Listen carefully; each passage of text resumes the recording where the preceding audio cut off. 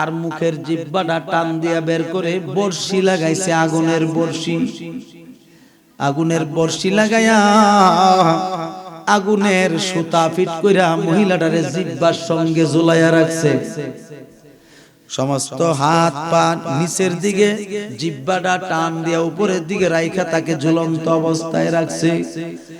আর নিচে দিয়া জাহান্নামের আগুন দাও দাও কইরা জ্বলতে আছে। আর দুই তিনজন ফেরেশতা বড় বড় শিকল দিয়া, লাল লাল শিকল দিয়া তাকে পিটাইতে আছে। চামড়া একদিক দা খয়সা পড়ছে, আবার সঙ্গে সঙ্গে চামড়া লেগে যাচ্ছে, আবার গুস্ত হয়ে যাচ্ছে, আবার আগুন দা ফুটতেছে। এই অবস্থার মধ্যে শাস্তি হচ্ছে। আমার নবী কান্দে আর বলে, জিবরাইল, ও জিবরাইল, কি ব্যাপার, এই মহিলাটার এই অবস্থা কেন? বলতেছে, হুজুর, এই মহিলাটা দুনিয়ার জমিনে তার স্বামীকে গালিগালাজ করত।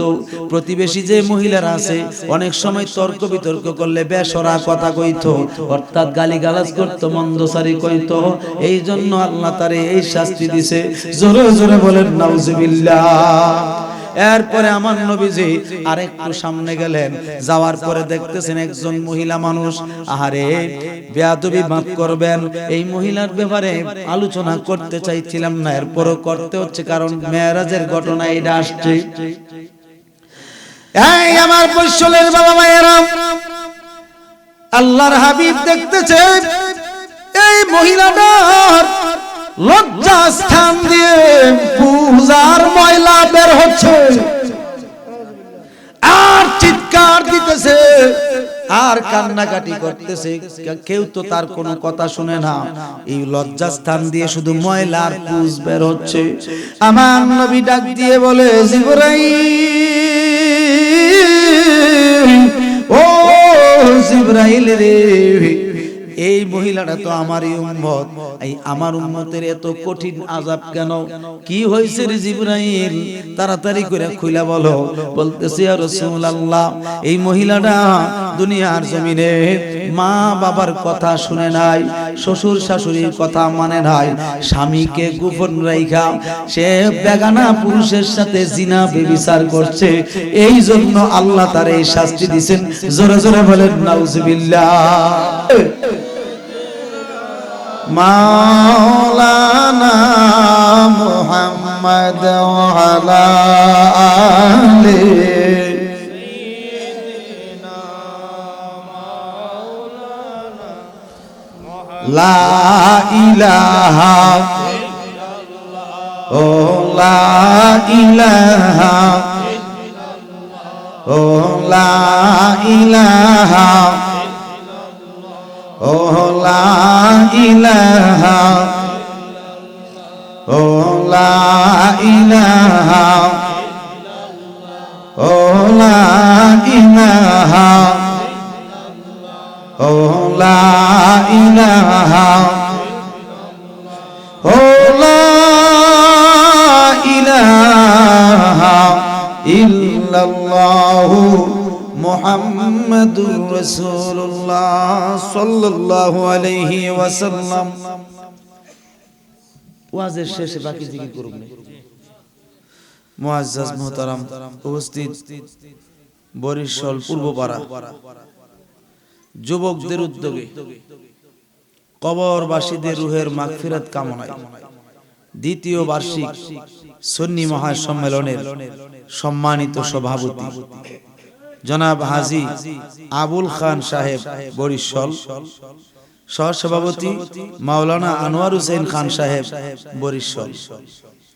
আমার আগে যিনি সুন্দরভাবে আলোচনা পেশ করেছেন, আমার অত্যন্ত মহব্বতের ভাই, যার সঙ্গে আখাউড়া আসলে দেখা হয়, বিশিষ্ট ইসলামী চিন্তাবিদ, সুন্নি জামাতের নয়নমণি এবং সুন্নি জামাতের বলিষ্ঠ কণ্ঠস্বর, যিনি বাইতুল আমান জামে মসজিদের সম্মানিত খতিব, আশিকে রাসূল, মুজাহিদে আহলে সুন্নাহ, আল্লামা মুফতি শামসুজ্জামান আল কাদরি সাহেব মাদ্দাজিল্লাহুল আলিয়া, বারাকাল্লাহু ফি হায়াতি ওয়া ইলমিহি। জোরে বলেন আমিন।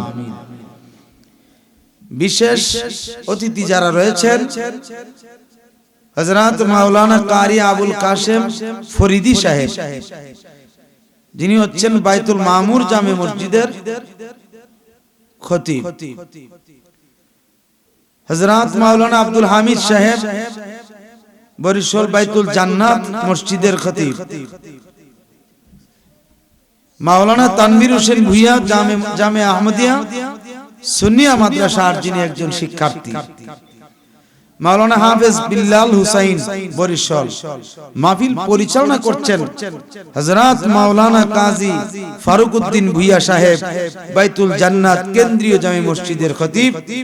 দিগার ওলামায়ে কেরাম হাজী নিজাম মুরব্বী নিজাম, যুবক বাবারা, ছোট ছোট মাসুম বাচ্চারা, পর্দা নিশিন মা বোন, মহান আল্লাহ জাল্লা শানুহুর দরগাহে কোটি কোটি শুকরিয়া জ্ঞাপন করছি, যিনি আমাকে আপনাকে এই শীতের রাত্রে, কনকনে শীতে এবং এই কুয়াশার এই পানিতে আমাদের সবাইকে বেহেশতের বাগানে আসার বসার তৌফিক দিয়েছেন। মুহাব্বতে পড়ি আলহামদুলিল্লাহ।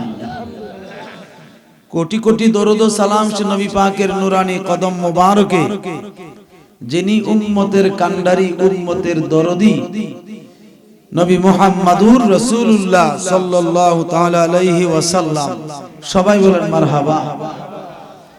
দেখেন, অনেক আলোচনা আপনারা শুনছেন, মাহফিলটা কবরবাসীর স্মরণে। কার স্মরণে?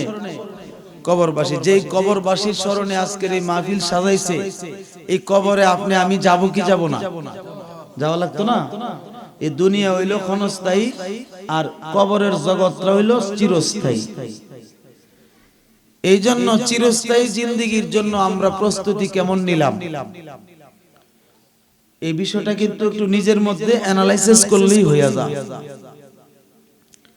আমি ছোট করে একটা কথা বলছি। নবীজির সাহাবায়ে কেরামদেরকে দিয়ে আল্লাহ তাআলা উম্মতি মুহাম্মদীকে অনেক শিক্ষা দিয়েছেন, অনেক শিক্ষা দিয়েছেন। স্বয়ং নবীজিকে দিয়েও শিক্ষা দিয়েছেন, যেন উম্মতি মুহাম্মদী যেন এই শিক্ষাটা গ্রহণ করে এবং মনে রাখে।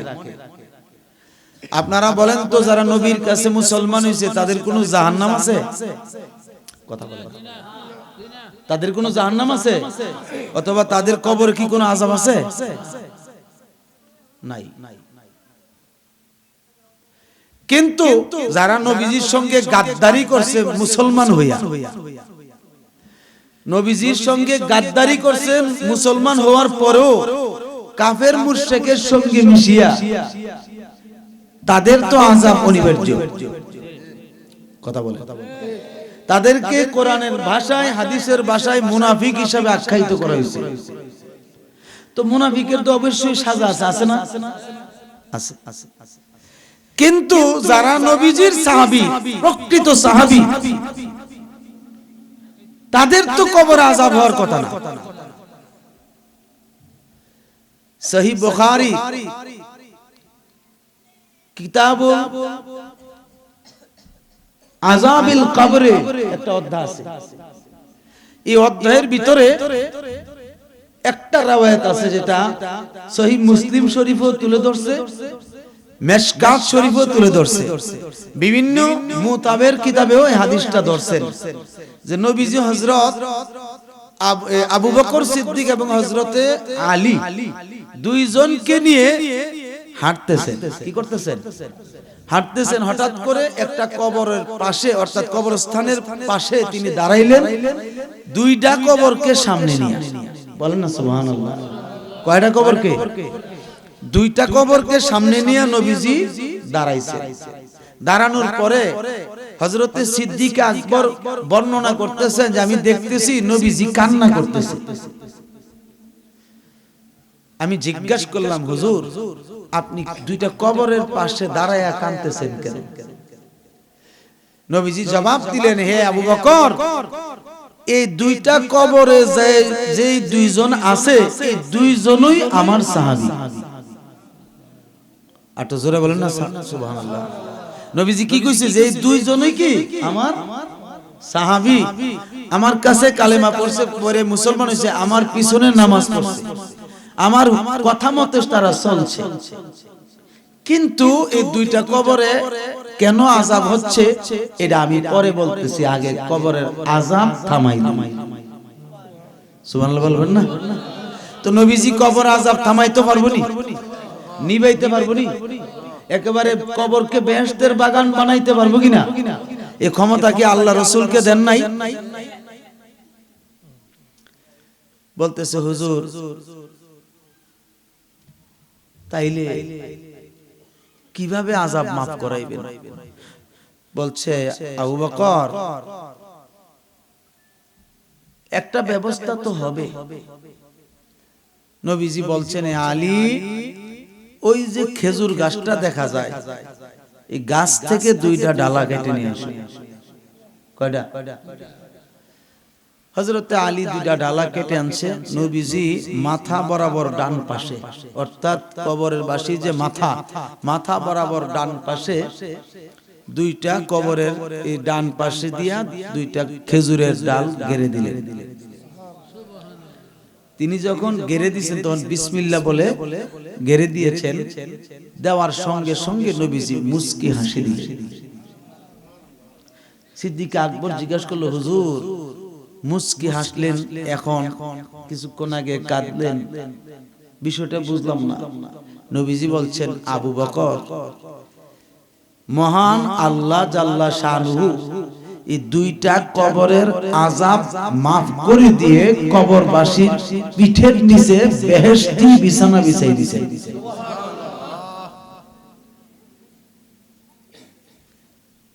হযরতে সিদ্দিক আকবর জিজ্ঞাসা করছে, হুজুর দোষটা কি আছে?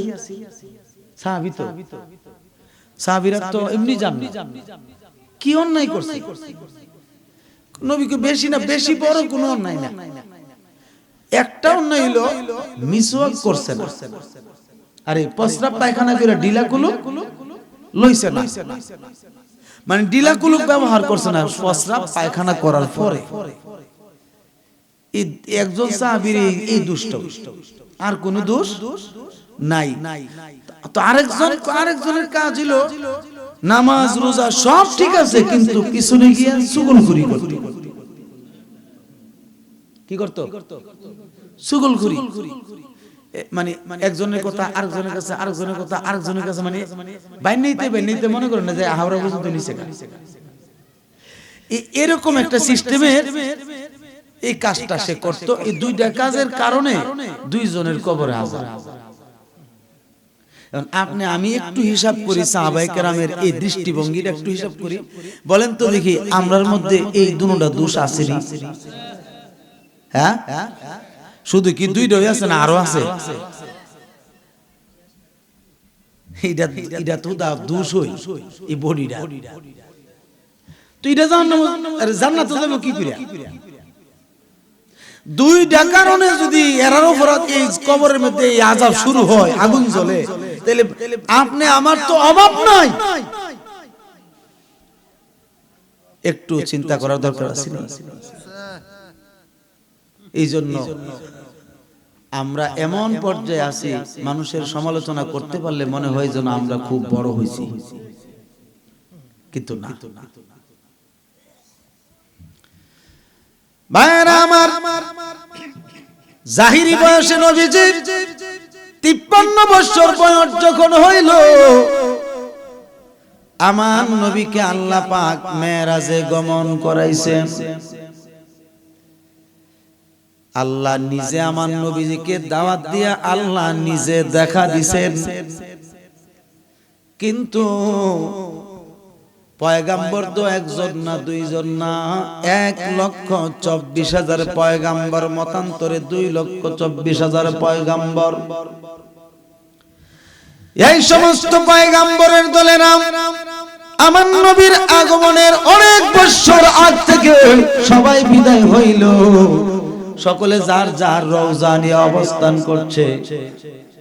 কিন্তু আমার নবীজি শেষ বেলায় যখন আসলেন, হযরতে ঈসা আলাইহিস সালামের 600 বছর পরে নবীজি আগমন করেছেন। কয়শো বছর পরে? 600 বছর পরে নবীজি আগমন করেছেন। এর আগে অনেক নবী রাসূলরা আসছেন। হুজুর সাল্লাল্লাহু আলাইহি সাল্লামের দুনিয়ার জমিনে অনেক ধরনের পরীক্ষা আল্লাহ নিজে করেছেন। প্রত্যেকটা পরীক্ষায় আমার নবী ফার্স্ট ক্লাস পেয়েছেন। এখানে আজকে মেরাজের আলোচনা আমার ভাই করছে, আরো অন্যান্য আলেমরাও মেরাজের আলোচনা করছে। যেহেতু মেরাজের চাঁদ এবং এই চাঁদের 6 তারিখ অর্থাৎ 1 থেকে 6 তারিখের ভিতরে খাজা গরিবে নওয়াজ ইন্তেকাল করেছে।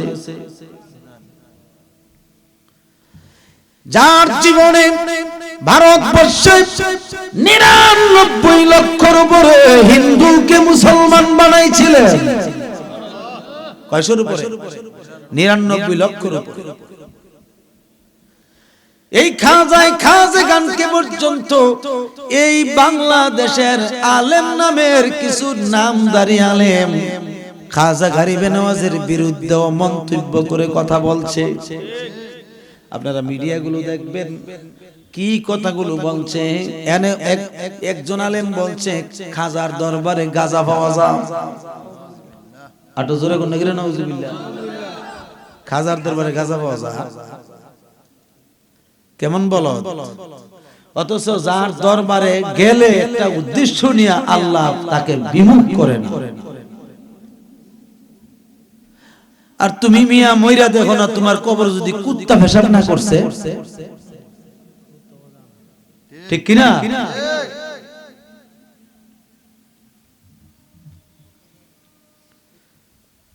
আমার ভাইরা খুব মনোযোগ। হুজুর সাল্লাল্লাহু আলাইহি ওয়াসাল্লাম মেরাজ করার জন্য বাইতুল মুকাদ্দাসে গিয়েছেন। এটারও দলিল আছে কোরআন শরীফের সূরা বনী ইসরাইলের 15 পারায় প্রথম নাম্বার আয়াতে আল্লাহ সুন্দর করে জানায়া দিয়েছেন, আমার নবীজি যখন মেরাজ করবেন বাইতুল্লাহ শরীফ থেকে বাইতুল মুকাদ্দাসের দিকে রওনা হয়েছেন। কোন দিকে? বাইতুল মুকাদ্দাসের দিকে নবীজি রওনা দিয়েছেন। এখন আমি মৌলবী হইয়া যদি বলি বাইতুল মুকাদ্দাস পর্যন্ত নবী মেরাজ করছেন, আর কোন জায়গায় যায় নাই, এটা কি কোরআন হাদিস সম্মত হইব? মেরাজ শব্দের অর্থ হলো ঊর্ধ্ব গমন করা। মেরাজ শব্দের অর্থ হলো একজন আরেকজনের সঙ্গে সাক্ষাৎ করা। মেরাজের অর্থ হইল শুভ মিলন করা। মেরাজের অর্থ হইল দেখা সাক্ষাৎ করা, দেখা করা, একজনের আরেকজনের সঙ্গে দেখা করা। মেরাজ শব্দের অর্থ হইল রে একাকিত্ব জীবন যাপন করা। এইভাবে 80টার উপরে অর্থ আছে লুগাতের ভিতরে। এই মেরাজের তাত্ত্বিক পূর্ণ অর্থ হলো আল্লাহ আল্লাহর রাসূল মেরাজ করছেন। এই মেরাজটা সাধারণ কোন মেরাজ ছিল না, যেমন এই মেরাজ আল্লাহ আল্লাহর রাসূলের সঙ্গে একাকার মেরাজ। হুজুর আলাইহিস সালাতু ওয়াস সালাম হযরত উম্মে হানি রাদিয়াল্লাহু তাআলা আনহার ঘরে বিশ্রাম নিচ্ছেন। কি নিচ্ছেন? বিশ্রাম মানে আরাম করতেছেন। নবীরা কি ঘুমা? কথা বলেন। নবীরা ঘুমায় না। নবীরা চোখ বন্ধ থাকলে আরশ পর্যন্ত তারা দেখতে পায়, যদিও চোখ বন্ধ। এই দেখার শক্তি তাদেরকে কে দিয়েছে? আল্লাহ। হুজুর পাক সাল্লাল্লাহু আলাইহি সাল্লাম আরাম করতেছেন, এমন সময় জিবরাইল আমিনকে আল্লাহ পাঠাইছেন। শর্ট করে বলছি, আমার ভাই যেহেতু কথাটা বলে ফেলছেন, যাইতে যাইতে কিন্তু বাইতুল মুকাদ্দাস পর্যন্ত আমার ভাই গেছে, ঠিক নি? কথা কোন না গেলে বাইতুল মুকাদ্দাসে আমার নবী গেলেন।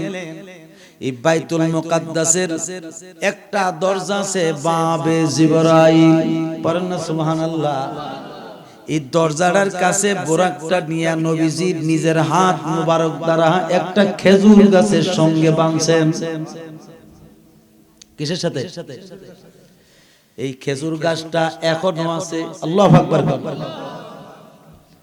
খুব মনোযোগ। এখানে বাঁধার পরে নবীজি দেখতেছেন মসজিদ ভর্তি মুসল্লি, সব মুসল্লিরা মসজিদে, আর মসজিদের বাইরে কোটি কোটি মুসল্লি দাঁড়ানো। বাইতুল মুকাদ্দাসের বাইরে আমার নবী জিজ্ঞেস করলো, জিবরাইল, ও জিবরাইল, আমি তোমাকে জানাইয়া দিচ্ছি, বলো এত মুসল্লি এরা কারা? জিবরাইল আমিন বলতেছে, ইয়া রাসূলুল্লাহ, মসজিদের ভিতরে 1,26,000 পয়গম্বর দাঁড়িয়ে আছে, আর মসজিদের বাহিরে কোটি কোটি ফেরেশতারা দাঁড়িয়ে আছে। বলতেছে, হুজুর আল্লাহর কসম, যেই জামাতটা আজকে এই মুহূর্তে অনুষ্ঠিত হবে, এত বড় জামাত কিয়ামতের পরে আর হবে না। এত বড় জামাত। হুজুর সাল্লাল্লাহু আলাইহি সাল্লাম খুশি হয়েছেন, খুশি হয়ে বলছেন, জিবরাইল, ইমাম সাহেবের জায়গা খালি কেন? ইমাম সাহেব কই? জিবরাইল আমিন বলছে, ইয়া রাসূলুল্লাহ, এই এত বড় জামাতের যে ইমামতি করবেন, এই জায়গায় সাধারণ কোন ব্যক্তি ইমামতি করতে পারবে না, কারণ নবী রাসূলরা পিছে থাকবে এবং ফেরেশতারা পিছনে থাকবে। এখানে ইমামতি করতে হইলে আপনি রাসূল ছাড়া কারো ক্ষমতা নাই, আপনি রাসূল ছাড়া আর কারো ক্ষমতা নাই। নবীজি বলছেন, ঠিক আছে চলো তৌরিত গতিতে যাই। নবীজি ইমামতির কাতারে, অর্থাৎ সামনের মুসল্লাতে যখন দাঁড়াইলেন, কোনো আযান নাই, কোনো ইকামত নাই, কোনো কিছুই নাই, ডাইরেক্ট আমার নূর নবী মুহাম্মদুর রাসূলুল্লাহ সাল্লাল্লাহু আলাইহি ওয়াসাল্লাম 2 রাকাত নামাজের ইমামতি করলেন। কয় রাকাত? জোরে বলেন, কয় রাকাত? এও কোন টাইমে? যোহরের যে টাইম আছে ওই টাইমটাতে তিনি 2 রাকাত নামাজ পড়াইছেন। মুফাসসিরিন লেখেন, এই 2 রাকাত নামাজ হচ্ছে আমাদের জুমার নামাজ। কোন নামাজ? এই জন্য জুমার নামাজের প্রতি ফুকাহায়ে কেরামগণ গুরুত্ব দিবেন, কেননা কেউ যদি ইচ্ছা কইরা, ইমাম পছন্দ হয় ঠিক আছে, খতিব পছন্দ আছে, কেউ যদি ইচ্ছা কইরা এক নাগারে 3 জুমা ছেড়ে দেয়, 3 জুমা কি করে ছাইরা দেয়, সে বেঈমান হয়ে যায়। সে কি হয়ে যায়? তো আমগো তো আপনি একটু আন্দাজ করে দেন না, 5 ওয়াক্ত তো নামাজও তো পড়ে না, আবার জুমাও পড়ে না, জানাজাও পড়ে না, ঈদের নামাজও পড়ে না, এমন মানুষ আছে না? তাইলে হের কি গতি? হুজুর সাল্লাল্লাহু আলাইহি সাল্লাম নামাজ শেষ করছেন, জিবরাইল জিজ্ঞেস করতেছে নবীজির কান মোবারকের কাছে, হুজুর কারা কারা যে নামাজ পড়ছে আপনি তো জানেন? বলছে, তুমি না জিবরাইল বললাম নবী রাসূলগণ আছে, তারা পিছনে মুক্তাদি হয়ে নামাজ পড়ছে। বলতেছি, ইয়া রাসূলুল্লাহ, নবী গো, ও মায়ার নবী, খুব খেয়াল করে আমার দিকে শুনেন, আমার দিকে মন লাগান। ওগো ইয়া রাসূলুল্লাহ, এই জামাতটাতে আপনি ইমামতি করার কারণে, আপনার পিছনে লক্ষ লক্ষ নবী রাসূলরা নামাজ পড়ার কারণে আপনাকে আমার আল্লাহ একটা লকব দিয়েছেন, ইমামুল মুরসালিন। এই লকবটা আপনাকে আল্লাহ দিয়েছেন, পড়েন না সুবহানাল্লাহ। এবার হুজুর সাল্লাল্লাহু আলাইহি সাল্লাম বের হইছেন, সব নবী রাসূলরা নবীর সঙ্গে মুসাফা করছেন, দেখা সাক্ষাৎ করছেন, ফেরেশতারা স্বাগতম দিয়া আবার রওনা দিলেন প্রথম আসমানের দিকে, পড়েন না সুবহানাল্লাহ। এই গোরাকের উপরে উঠা যখন প্রথম আসমানে গেলেন, যাওয়ার পরে গেট বন্ধ, কিন্তু সাজানো। কিন্তু কি গেট যত আছে সব সাজানো, আসমান সাজানো, সব আল্লাহ সাজাইছেন, কিন্তু গেট বন্ধ। গেট কি?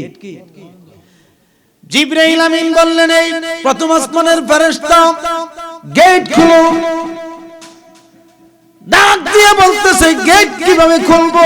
গেট তো আপনার জন্য সাজানো হয় নাই। ভাই জিবরাইল, আপনার জন্য গেট সাজানো হয় না, গেট সাজাইছে আখেরি পয়গম্বরের জন্য। আখেরি পয়গাম্বর যিনি সঙ্গে আছেন বলেন ইশারা দিতে সঙ্গে সঙ্গে দরজা খুলে যাবে, গেট খুলে যাবে। নবীজি মুচকি হাসি দিয়ে ইঙ্গিত দিলেন, গেট খুলে গেল। খোলার পরে তাকায় দেখতেছে বিরাট লম্বা একজন মানুষ দেখা যায়, যার লম্বা উচ্চতা হচ্ছে 120 হাত, অর্থাৎ 60 গজ লম্বা। এই 60 গজ লম্বা মানুষ 7-8 ফাস, এমন একটা মানুষ লম্বা দাঁড়ানো আছে।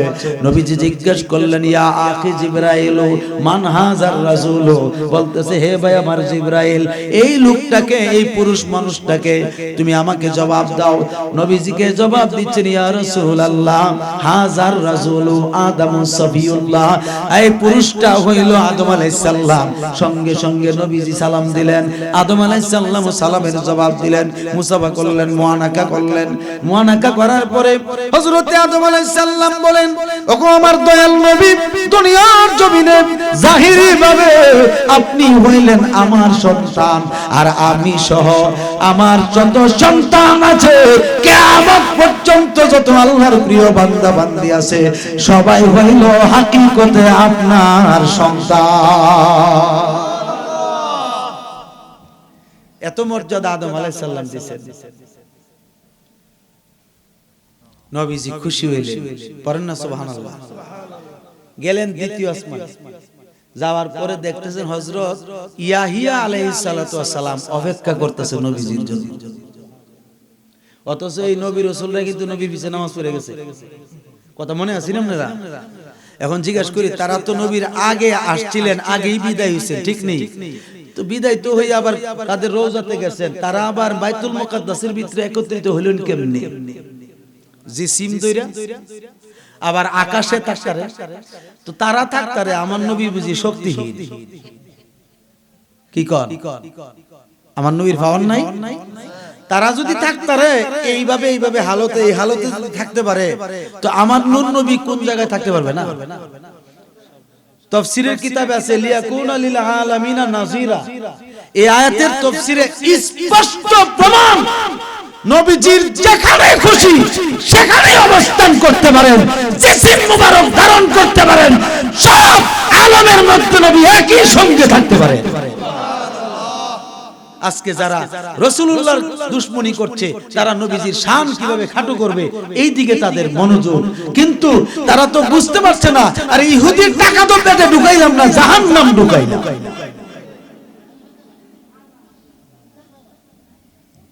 কথা ঠিক কিনা? ওই জান খেলে কইব আমনি থাকতো তো আমার একটু গরম গরম লাগছে, আর যাক আরেকজন আছে, শীত করি আমরা, এরপরে চলবো দোয়া। আমরা যত ধরেছি অদ্দুরি সার আলহামদুলিল্লাহ কর, একবারে সারি দান আছে, দানটাই আছে। হযরতে আল্লাহর হাবিব সাল্লাল্লাহু আলাইহি ওয়াসাল্লাম ইয়াহিয়া আলাইহিস সালামের সঙ্গে সাক্ষাৎ শেষ, তৃতীয় আসমানে গেলেন। তৃতীয় আসমানে গিয়ে হযরত দাউদ আলাইহিস সালামের সঙ্গে সাক্ষাৎ, পড়েন না সুবহানাল্লাহ। দাউদ আলাইহিস সালামকে আল্লাহ পাক ঘোষণা দিয়েছিলেন না শুধু, আমার নবীজিও বলছেন, ওগো দাউদ পয়গম্বর, কিয়ামতের ময়দানে কোরআন শরীফ, অর্থাৎ আমার উপরে নাজিলকৃত কোরআন শরীফ আপনি তেলাওয়াত করে শোনাইতে হবে। এটাকে দাউদি কণ্ঠ বলা হয়। কি কণ্ঠ বলা হয়? সবচেয়ে বেশি সুন্দর কণ্ঠ হলো হযরত দাউদ আলাইহিস সালাম, পড়েন না সুবহানাল্লাহ। আমার ভাই বাবারা খুব মনোযোগ, এখান থেকে চতুর্থ আসমানে গেলেন। চতুর্থ আসমানে গিয়ে দুইজন পয়গম্বরের সঙ্গে সাক্ষাৎ। একজনের নাম হচ্ছে হযরতে ইদ্রিস আলাইহিস সালাম, যিনি জীবিত অবস্থায় আজরাইল আলাইহিস সালামকে বন্ধু বানায়া এই জীবিত অবস্থায় চতুর্থ আসমানে গিয়েছিলেন। না শুধু জান্নাতের ভিতরেও গিয়েছেন জিন্দা অবস্থায়। এই জিন্দা অবস্থায় যাওয়ার কারণে আর জান্নাত থেকে তিনি বের হন নাই, কিন্তু চতুর্থ আসমানে জান্নাত থেকেও থাকতে পারেন। এই ক্ষমতা কে কে দিছে? তিনি জান্নাতেও থাকতে পারেন, চতুর্থ আসমানেও থাকতে পারেন। হযরতে ইদ্রিস আলাইহিস সালাম, আরেকজন পয়গম্বর হযরতে ঈসা রূহুল্লাহ আলাইহিস সালাম, দুইজনের সঙ্গে আবার নবীর সাক্ষাৎ হইছে। গেলেন পঞ্চম আসমানে, সেখানে গিয়ে হযরতে মুসা আলাইহিস সালামের আপন ভাই হযরতে হারুন আলাইহিস সালামের সঙ্গে সাক্ষাৎ। এই হারুন আলাইহিস সালামকে আল্লাহ পাক নবুয়ত দিতে হইছে একটা মাত্র কারণ, ওয়ারিস সূত্রে। হযরতে হারুন আলাইহিস সালাম বলছে, আল্লাহ আমার বাইরে তুমি নবী বানাইছো, আমারও নবী বানান লাগবে। সুবহানাল্লাহ কইতেন না, আমারও বানাইতে হইবে। আল্লাহ কয়, এ মুসা তোর ভাই কি কয়? কয় আল্লাহ গঞ্জাম না বাড়ায়া দেলাই না। সুবহানাল্লাহ কই রে ভাই ভাই গঞ্জাম তো না, এই জন্য আল্লাহ দিয়া দিলেন নবুয়তি। বলেন না সুবহানাল্লাহ। এই হারুন আলাইহিস সালামের সঙ্গে সাক্ষাৎ করে গেছে ষষ্ঠ আসমানে।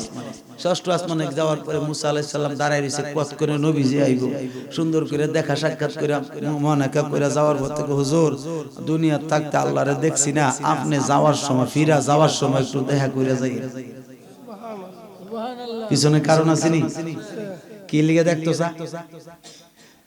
এই হাকিকত, ওয়াজের হাকিকত না বুঝলে ওয়াজে ফেস লাগবে, ঠিক কিনা? এই কথাটা কিন্তু মেমোরিতে রাখবেন, ফিরা যাওয়ানোর সময় যেন দেখা করুন লাগবে, ঠিক নি? নবীজি মুস্কি হাসি দিয়ে বলে, আচ্ছা ঠিক আছে। গেলেন সপ্তম আসমানে, যেখানে হচ্ছে বাইতুল মামুন, যে মসজিদে সমস্ত ফেরেশতারা নামাজ পড়ে আর ইমামতি করেন মুসলমানদের জাতির পিতা ইব্রাহিম খলিলুল্লাহ। ইব্রাহিম আলাইহিস সালামকে নবীজি গিয়া দেখতেছেন, দেওয়ালের সঙ্গে হেলান দিয়ে চোখ বন্ধ করে আল্লাহর জিকির করে। নবীজি সুন্দর করে গিয়ে সালাম দিবেন, দেওয়ার পরে তো কত আদর যত্ন মায়া মমতা, বাস দেখা সাক্ষাৎ শেষ। সপ্তম আসমান থেকে শুরু হয়ে গেল ঊর্ধ্বগমন। পড়েন না সুবহানাল্লাহ। যাইতে আছে যাইতে আছে যাইতে আছে, লক্ষ লক্ষ কোটি কোটি আলম অতিক্রম করতে করতে গেলেন জান্নাত দেখার জন্য। কি দেখার জন্য? জান্নাত দেখার জন্য গেলেন। জান্নাতের নাজ নেয়ামত দেখতেছেন। আরে যারা জান্নাতি, নবীর উম্মতের মধ্যে যারা জান্নাতি, তারা কত আনন্দ করছে, কত খুশি উদযাপন করছে। যে জিনিসটা খাইতে মন চায়, হাত দিয়া ধরা লাগে না, হাত দিয়া ফাড়ানো লাগে না, সুন্দর করে খালি যদি মন চায়, তাদের মুখের সামনে ওই ফল হাজির হয়ে যায়। এইভাবে তারা জান্নাতে আরামায়েশ করতেছেন। এই বিষয়টা দেখে নবীজি অনেক খুশি হয়েছেন। ডাক দিয়ে বলতেছে, জিবরাইল একটু একটা কাজ করো, জান্নাতের নাজ নেয়ামত তো দেখলাম, আমার উম্মত শান্তিতেই থাকবে, যাও যাও জাহান্নামটা একটু দেখাও, জাহান্নামের অবস্থাটা একটু দেখা লই। যেই মাত্র জাহান্নামের গেইটে গেছে রে, যাওয়ার সঙ্গে সঙ্গে হযরতে জিবরাইল আলাইহিস সালাম বলছেন, হে মালিক ফেরেশতা, গেটটা খুলে দাও, রহমাতুল লিল আলামিন প্রবেশ করবেন জাহান্নামটা ঘুরে দেখার জন্য। যেই মাত্র গেটটা খুলে দিল রে, সর্বপ্রথম পুরুষের সামনে নবীজি আসলো। পুরুষটা দেখতেছেন একজন পুরুষ। আরে এই পুরুষটার কি অবস্থাটা? এই পুরুষের অবস্থাটা হচ্ছে, এই ব্যক্তিটা এমন একটা অবস্থার মধ্যে এই জায়গায় বসে আছে, অর্থাৎ চতুর্দিকে শুধু আগুন আর আগুন। চতুর্দিকে কি? শুধু আগুন আর আগুন। আর এই ব্যক্তিটা শুধু বাঁচার জন্য হায় হুতাশ করতেছে, অর্থাৎ হায় হুতাশ করতেছে। দেখতেছে জিহ্বা যে আছে, জিহ্বা অনেক লম্বা কইরা টান দিয়া, একেবারে টানা দিয়া এই জিহ্বাটার উপরে সেক দিতেছে আগুনের রড দ্বারা, আগুনের রড দ্বারা সেক দিতেছে। আর নীলের মেন্দ্রা খাইবি। আমার নবী জিজ্ঞেস করলো, জিবরাইল এই মানুষটা তো আমার উম্মতের দলভুক্ত মানুষ, তার এই আযাব কেন রে? কোন কারণে? এবার জিবরাইল আমিন ডাক দিয়ে বলে, নবী গো, ও মায়ার নবী, এই ব্যক্তিটা সামান্য কিছু বিষয় নিয়ে প্রতিবেশীরে গালিগালাজ করত, মন্দসারি কইত, আর এই জিহ্বা দ্বারা, এই মুখ দ্বারা মদ পান করত। এই মদ পান করত, এই জন্য আল্লাহ তারে এই শাস্তি দিছে। জোরে জোরে বলি নাউজুবিল্লাহ। নবীজি আর একটু সামনে গেলেন, গিয়ে দেখতেছেন একজন পুরুষ মানুষের এমন একটা অবস্থায় বসে আছেন, পেটটা ডুলের মতো বড়। ডুল আছে না, আমরা যে ধান রাখি, ডুল ডুল, এই ডুলের মতো পেটটা বড়। আর এটার ভিতরে শুধু বিষধর সাপ, বিষধর সাপ শুধু দংশন করতেছে। কি করতেছে? দংশন, মানে দংশন করতেছে, মানে কাটতে আছে তাকে, আর সে চিৎকারতেছে, বাঁচাও আমাকে, হেফাজত করো। কেউ বাঁচানোর মতো নাই। জাহান্নামের একটা অবস্থা হলে এমন, সেখানে মানুষ মরবেও না, বাঁচবেও না। এমন একটা পর্যায়ে মানুষগুলো থাকবে, আরে এই মানুষটার পেটের ভিতরে সাপগুলো একের পর এক দংশন করতেছে, আর সে চিৎকারতেছে, এটার জ্বালা যন্ত্রণা সে ভোগ করতে আছে। নবীজি জিজ্ঞাসা করলেন, জিবরাইল, এই পুরুষ লোকটার এই অবস্থা কেন তুমি বলো? বলতেছে, নবী গো, ও গো মায়ার নবী, এই পুরুষ মানুষটা দুনিয়ার জমিনে বেশি বেশি করে সুদ খাইতো, এবং বেশি বেশি করে সুদে টাকা লাগাইতো, এবং সুদের সাক্ষীও হইতো, এবং সুদের লেখাও লেখতো। জোরে জোরে কোন নাউজুবিল্লাহ।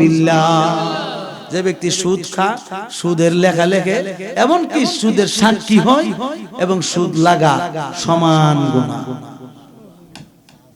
সমান কি? আমি জানি আমার আর দাওয়াত দিত আমি যে আসল কথা কইতাছি। তাহলে সুদ কি ভালো না খারাপ? কথা কোনাও। হ্যাঁ, নবীজি আরেকটু সামনে গেলেন, যাওয়ার পরে দেখতেছেন এই ব্যক্তিটার পেটটা এত বড় না, সামান্য একটু ব্যতিক্রম, কিন্তু তার চেহারাটা শুয়োরের চেহারার মতো। হ্যাঁ, আর পেটটা একটু চ্যাপটা বড় হয়ে রয়েছে, এটার ভিতরে শুধু আগুন আর আগুন। জিজ্ঞাসা করছে জিবরাইল, এরে হালকে, বলছে, হুজুর, এই ব্যক্তিটা দুনিয়ার জমিনে আপন পর চাইছে না, ঘুষ খাইতে। যে কোনো ভাবে তার ঘুষ খাওয়ানি লাগতো, নাইলে কোনো কিছু সে করছে না, কোনো কাজ করছে না। এই জন্য আল্লাহ তার চেহারাটা বিকৃত করে দিছে, আর তার পেটটাতে এই আযাবটা দিছে। জোরে কোনো নাউজুবিল্লাহ। নবীজিকে আমি আর দেখতাম চাই না, তুমি মহিলাদের কাতারে না। আমার উম্মতের জন্য আমি 63 বছর কাঁদতেছি, মানে এই কান্নাকাটি করতেছি, বছরের পর বছর কান্নাকাটি করতেছি, আর আমার উম্মত এহাও জাহান্নামে। নবীজি বলছে, আমাকে মহিলাদের কাতারটা একটু নাও, আমি দেখি। ইমাম বাইহাকি শুআবুল ঈমানের ভিতরে সুন্দরভাবে উল্লেখ করছেন, কিতাবের নাম ইমাম বাইহাকি, বাইহাকি শরীফে উল্লেখ করছেন, শুআবুল ঈমান হচ্ছে কিতাবটার নাম। এই আমার বন্ধুরা, হুজুর সাল্লাল্লাহু আলাইহি সাল্লাম যখন মহিলাদের কাতারে গেল রে, যাওয়ার পরে তিনি অবস্থা, ভয়াবহ অবস্থা দেখতেছেন। দেখার পরে প্রথম যে মহিলাটা সামনে পড়ছে, তার মুখের জিহ্বাটা টান দিয়া বের করে বর্ষি লাগাইছে, আগুনের বর্ষি। আগুনের বর্ষি লাগাইয়া আগুনের সুতা ফিট কইরা মহিলাটারে জিহ্বার সঙ্গে ঝুলাইয়া রাখছে। সমস্ত হাত পা নিচের দিকে, জিহ্বাটা টান দিয়া উপরের দিকে রাইখা তাকে ঝুলন্ত অবস্থায় রাখছে। আর নিচে দিয়া জাহান্নামের আগুন দাও দাও করে জ্বলতে আছে। আর 2-3 জন ফেরেশতা বড় বড় শিকল দিয়া, লাল লাল শিকল দিয়া তাকে পিটাইতে আছে। চামড়া একদিক দা খয়সা পড়ছে, আবার সঙ্গে সঙ্গে চামড়া লেগে যাচ্ছে, আবার গোশত হয়ে যাচ্ছে, আবার আগুন দা ফুটতেছে। এই অবস্থার মধ্যে শাস্তি হচ্ছে। আমার নবী কান্দে আর বলে, জিবরাইল, ও জিবরাইল, কি ব্যাপার এই মহিলাটার এই অবস্থা কেন? বলতেছে হুজুর এই মহিলাটা দুনিয়ার জমিনে তার স্বামীকে গালিগালাজ করত। প্রতিবেশী যে মহিলারা আছে অনেক সময় তর্ক বিতর্ক করলে বেসরা কথা কইতো, অর্থাৎ গালিগালাজ করত, মন্দসারি কইতো। এই জন্য আল্লাহ তারে এই শাস্তি দিছে। জোরে জোরে বলেন নাউজুবিল্লাহ। এরপরে আমার নবীজি আরেকটু সামনে গেলেন, যাওয়ার পরে দেখতেছেন একজন মহিলা মানুষ, আহারে বেয়াদবি মাফ করবেন, এই মহিলার ব্যাপারে আলোচনা করতে চাইছিলাম না, এরপরও করতে হচ্ছে, কারণ মেরাজের ঘটনা এটা আসছে। এই আমার বৈশ্বলের বাবা মায়েরা, আল্লাহর হাবিব দেখতেছে এই মহিলাটার লজ্জা স্থান দিয়ে পূজার ময়লা বের হচ্ছে, আর চিৎকার দিতেছে আর কান্নাকাটি করতেছে। কেউ তো তার কোনো কথা শুনে না, এই লজ্জা স্থান দিয়ে শুধু ময়লার পুজ বের হচ্ছে। আমার নবী ডাক দিয়ে বলে, জিবরাইল, ও জিবরাইল রে, এই মহিলাটা তো আমারই উম্মত, এই আমার উম্মতের এত কঠিন আযাব কেন? কি হয়েছে রে জিবরাইল? তাড়াতাড়ি করে খুলে বলো। বলতেছে ইয়া রাসূলুল্লাহ, এই মহিলাটা দুনিয়ার জমিনে মা বাবার কথা শুনে নাই, শ্বশুর শাশুড়ির কথা মানে নাই, স্বামীকে গোপন রাইখা সে বেগানা পুরুষের সাথে জিনা ব্যভিচার করছে, এই জন্য আল্লাহ তার এই শাস্তি দিবেন। জোরে জোরে বলেন নাউজুবিল্লাহ। এরপরে আমার নবী আরেকটু সামনে গেলেন, যাওয়ার পরে দেখতেছেন একজন মহিলার দুইটা স্তনের সাথে এইভাবে বর্ষি লাগাইয়া মহিলাটারে ঝুলন্ত অবস্থায় রাইখা শিকল দ্বারা পিটাইতে আছে, আর পাগুলো জাহান্নামের আগুন দ্বারা পুরাইয়া সারখার করতেছে, ফুটতে আছে খইসা খইসা, চামড়া গোশত পড়তেছে, আবার একদিক দিয়া সবকিছু পূর্ণ হয়ে যাচ্ছে, আবার পড়তেছে, এইভাবে মহিলাটাকে আযাব গজব দিচ্ছে। আমার নবী জিজ্ঞাসা করলেন, জিবরাইল, এই মহিলাটার এই হাল কেন? বলতেছে, হুজুর এই মহিলাটা বেগানা পুরুষের সঙ্গে বেশি মেশামেশি করছে, অর্থাৎ তার স্তন ধরার জন্য ওই পুরুষটাকে আকৃষ্ট করছে, এই জন্য আল্লাহ তার এই শাস্তি দিয়েছে। জোরে কোন নাউজুবিল্লাহ। এবার আমার নবী আর একটু সামনে গেলেন, যাওয়ার পরে দেখতেছেন একজন মহিলা দুইটা হাতের সঙ্গে দুইটা আগুনের শিকল লাগাইয়া সুন্দর করে উপরে ঝুলাইয়া রাখছে, আর যত পারতেছে ফেরেশতারা দইরা পিটাইতেছে, তাকে খুব শাস্তি প্রদান করতেছে। নবীজি জিজ্ঞাসা করলো, এই মহিলাটার এই অবস্থা কেন? বলতেছে, ইয়া রাসূলুল্লাহ, এই মহিলাটা দুনিয়ার জমিনে তার স্বামীর সংসারের যত ধন সম্পদ আছে, স্বামী তাকে বিশ্বাস করে সম্পদ তার কাছে দেয়া রাখছে, সে তার মর্জি মতে স্বামীরে না জানায়া, অর্থাৎ স্বামীকে না জানায়া তার নিজের মতো করে খরচপাতি করছে, এই জন্য আল্লাহ তারে এই শাস্তি দিছে। এবার আমার নবী আরেকটু সামনে গেলেন, যাওয়ার পরে দেখতেছেন দুইটা পা উপরের দিকে আর সমস্ত বডিটা নিচের দিকে, আহারে জাহান্নামের ফেরেশতারা তাকে খুব যন্ত্রণা দিচ্ছে, কষ্ট দিচ্ছে। এবার জাহান্নামের আগুনও দাও দাও করে তার মাথা, চুল এবং চেহারা সহ এবং বডি সহ পুরাইয়া সারখার করতেছে, আবার জোরালাই আবার মাংস হচ্ছে, শরীরে চামড়া গজাচ্ছে, এই রকম একটা পরিস্থিতি। আমার নবী জিজ্ঞাসা করলো, এই জিবরাইল, এই মহিলাটার এই অবস্থা কেন রে জিবরাইল? এবার আমার নবীর জবাবে জিবরাইল আলাইহিস সালাম বলতেছে, ইয়া রাসূলুল্লাহ, এই মহিলাটা দুনিয়ার জমিনে বেগানা পুরুষের সামনে দিয়া বেপরদা হয়ে হাঁটাহাঁটি করছে, মার কথা শুনে নাই, বাবার কথা শুনে নাই, এমন কি শ্বশুর শাশুড়ির কথাও শুনে নাই, স্বামীর কথাও মানে নাই, এই জন্য আল্লাহ তারে এই শাস্তি দিছে। আপনারা বলেন, এই 5 কিসিমের মহিলা আমাদের সোনার বাংলাদেশে নাই? আসেনি? কথা কোন আসেনি? তো নবীর হাদিস যদি সত্য হয়, তাহলে বাঁচার কোন উপায় আসেনি? কোন হাসরের মাঠে নবীজি থাকবেন, অগণিত মানুষই থাকবেন, আমিও থাকব, আমার মুখ তালা দিব আল্লাহ। কি করব? মুখটা তো তালা দিব। প্রশ্ন করতে হুজুর তালা দিতে করে, কারণ এটা তো হ্যাঁ নমিসা কথা ঠিক কিনা? যেহেতু বইলে অভ্যাস হয়েছে, এটা মিশা কথা কম। তখন আল্লাহ পাক এই মুখটারে তালা দিব, কারণ হে মিশা কইতে পারে না, তালা দিব। তালা দেওয়ার পরে হাতের জিগাইব তোরে দিয়ে কি করছে ক, সুন্দর করে হাতে বলে দিবে যে আল্লাহ আমারে দিয়ে এই এই কাজ করছে। পায়েরে জিজ্ঞাসা করবে আল্লাহ তাআলা তোরে দিয়া কি করছে ক, আল্লাহ আমারে দিয়া এইভাবে এইভাবে পাপ কাজ করেছে। চোখের জিজ্ঞাসা করবে তোরে দিয়া কি করছে ক, আল্লাহ যে সমস্ত খারাপ বিষয় আমারে দিয়ে দেখাইছে আল্লাহ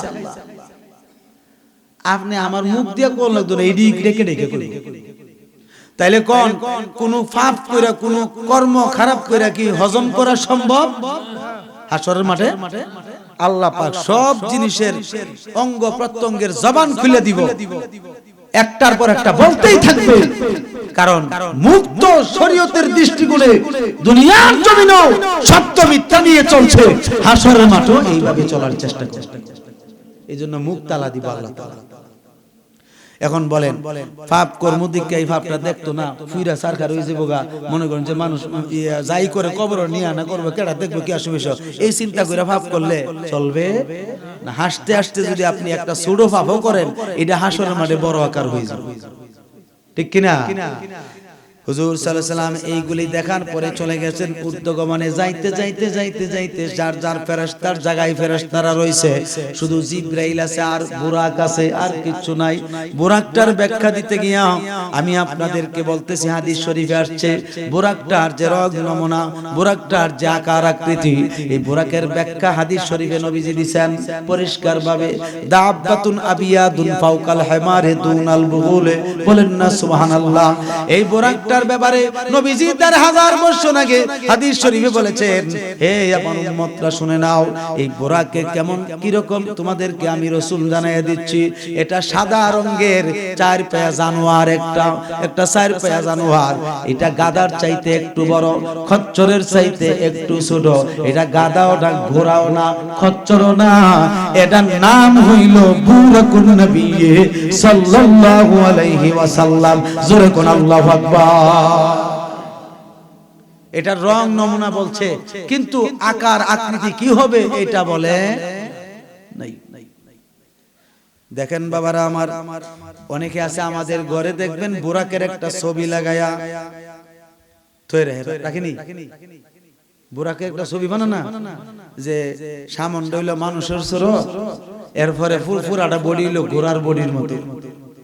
এরকম একটা ছবি দেখছেন না, ক্যালেন্ডার দেখছেন নি? এটি হলো ইহুদিদের চক্র। কার চক্র? ঈমান নষ্ট করার জন্য।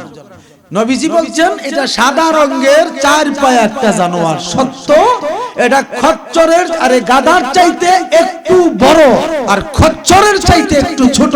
এটা গাধাও না, খচ্চরও না, এমনকি দুনিয়ার জমিনের যে ঘোড়া আছে ঘোড়াও না। এটার নাম হচ্ছে বুরাকুন নবী সাল্লাল্লাহু আলাইহি ওয়াসাল্লাম। বারকুন থেকে বুরাক, বারকুন থেকে বুরাক। বারকুন শব্দের অর্থ হলো বিজলি, বিজলির গতি হলো কোটি কোটি মাইল সেকেন্ডে, ঠিক কি না?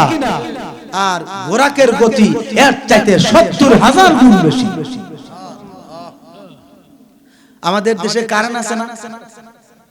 কাপ্তাই তো নাকি আমাদের মেইন হেড অফিস, কাপ্তাই না? কাপ্তাই থেকে যদি কারেন্ট চালু করে আমরা ব্রাহ্মণবাড়ি আইতে কয় ঘন্টা লাগবে? ১ সেকেন্ডও না।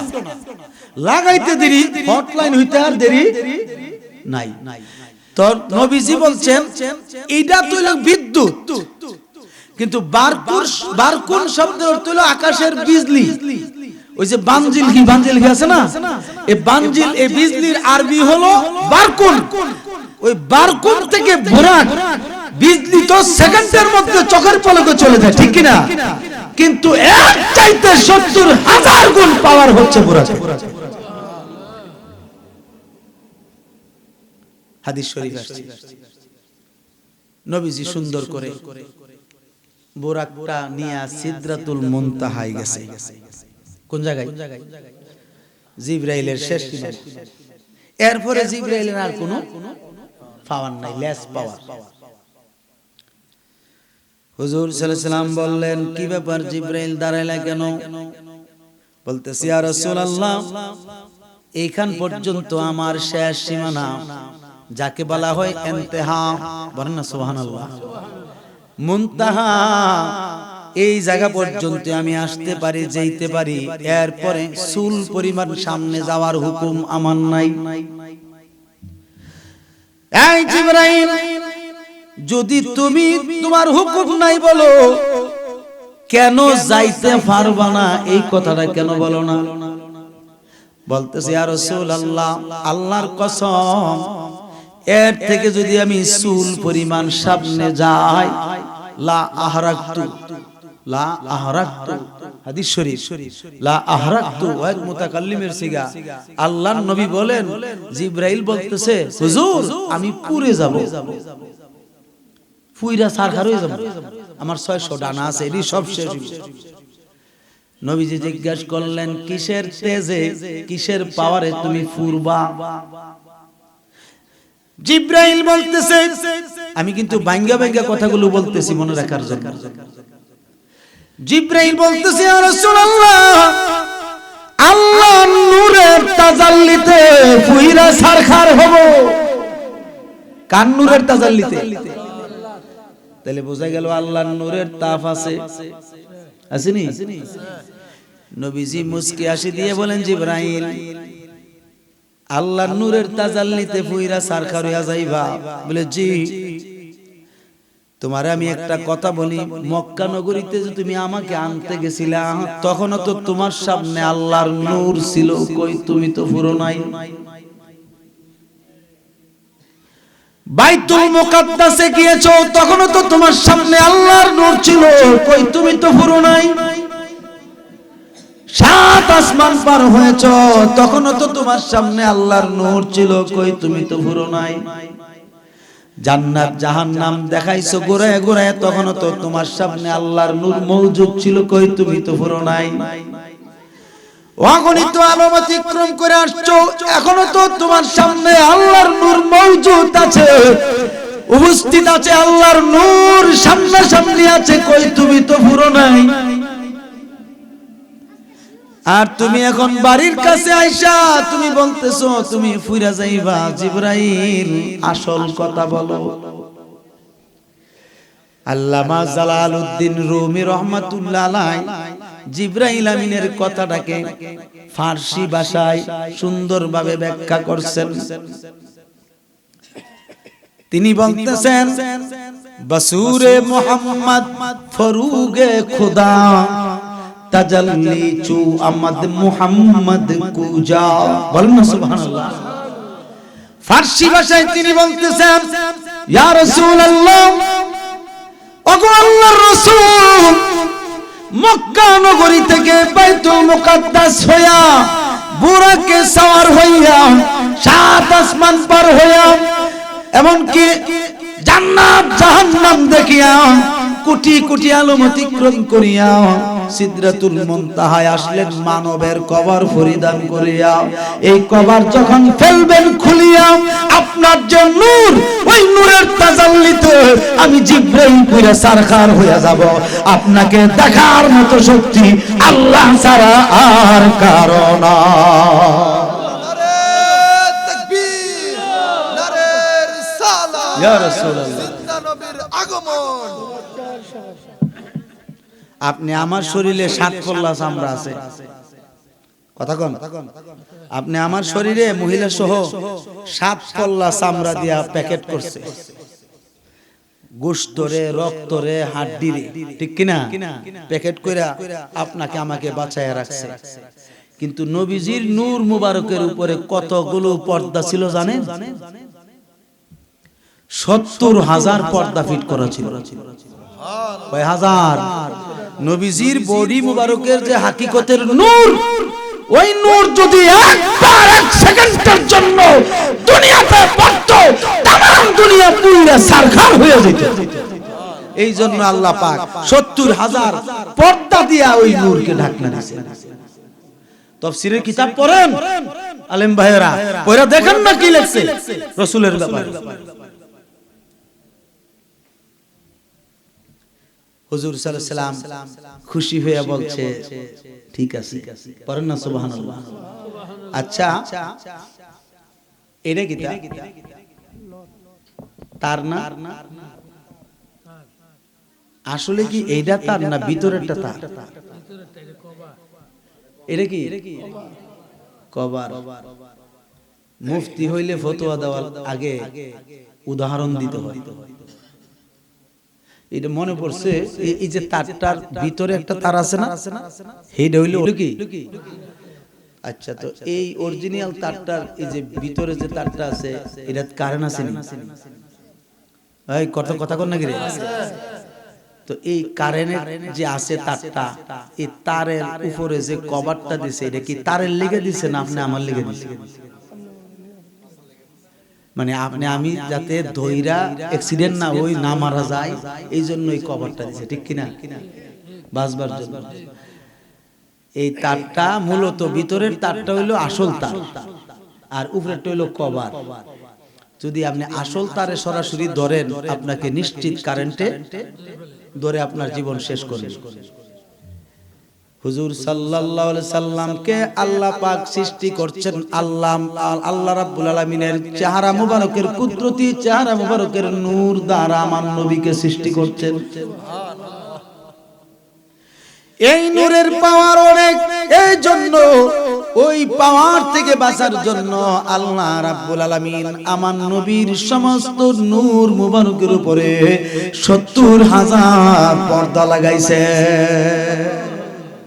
অ্যাক্সিডেন্ট যেন না হয় এই কারেন্টের তার থেকে বাঁচার জন্য যেমনি কভার লাগানো হয়েছে রাসূলুল্লাহর তাজাল্লি থেকে বাঁচার জন্য নূরের তাজাল্লি থেকে বাঁচার জন্য 70,000 পর্দা দিয়েছে একটু মুহাব্বতের সাথে দরুদ শরীফ পড়েন আল্লাহুম্মা সাল্লি চাসিনি মাওলানা মুহাম্মদ ওয়া আলা আলি সাইয়্যিদিনা মাওলানা মুহাম্মদ যেমন মুফতিয়ানে কেরামগণ লিখছেন আল কাওয়াইদুল ফিকহ নামক কিতাবে ইমাম আযম আবু হানিফা রাহমাতুল্লাহ আলাইহি লিখেন আকাশের সূর্যের দিকে আমরা সাধারণ মানুষ তাকাইতে পারি না ঠিক কিনা কোন চোখের মধ্যে একটা বাধা সৃষ্টি হয় চোখটা ঝাপসা হয়ে যায় কারণ এই দৃষ্টি শক্তি রাখার মতো শক্তি আমাদের দৃষ্টিতে নাই চোখে নাই ঠিক নি অথচ এই চোখের পাওয়ার অনেক বেশি কিন্তু নবীজির উপরে ছায়া পড়তো না অর্থাৎ নবীজির উপরে রৌদ্র লাগতো না বাবা কারণ রৌদ্র লাগতো না এই জন্য সূর্যের তাপটা বা সূর্যের যে আলোটা এই আলোটা নবীর উপরে পড়তো না সব সময় মেঘমালা দিয়া ছায়া দিয়া রাখতো তার পিছনের হাকিকত হইল হুজুর সাল্লাল্লাহু আলাইহি সাল্লামের মতো এত জালালিয়তের পাওয়ার কোন পয়গম্বরের ছিল না এমন কি কোনো মানুষেরও থাকবে না হুজুর সাল্লাল্লাহু আলাইহি সাল্লামের এত পাওয়ার ছিল সূর্যকে আল্লাহ নির্দেশ দিয়েছেন সূর্য রে তুমি যদি আমার হাবিবের উপরে তোমার পাওয়ার খাটাও তাইলে তোমার পাওয়ার লেস পাওয়ার হয়ে যাইব কারণ আমার হাবিবে যখন তোমার দিকে তাকাইব জালালিয়তের নজরে তুমি আর সূর্য থাকতা না রে সূর্য এই জন্য সাবধানে আমার হাবিবের শরীরের উপরে পড়ার চেষ্টা করবা আল্লাহর হাবিবের জন্য এই জন্য আল্লাহর হাবিবের শরীর মোবারকের উপরে মাথা মোবারকের উপরে সূর্যের পাওয়ার লাগতো না মেঘমালা দিয়া ছায়া দিয়া রাখতো যেন সূর্যের পাওয়ার নষ্ট না হয় সূর্যের তাপ নষ্ট না হয় সাহাবীরা জিজ্ঞেস করছে ইয়া রাসূলুল্লাহ সূর্যের পাওয়ারের চাইতে কি আপনার পাওয়ার বেশি নবীজি বলছেন এ সাহাবীরা শুনে নাও আমি যদি সূর্যের দিকে একবার তাকাই এই সূর্য যেইভাবে নিভে যাইব এই সূর্য আর জ্বলবে না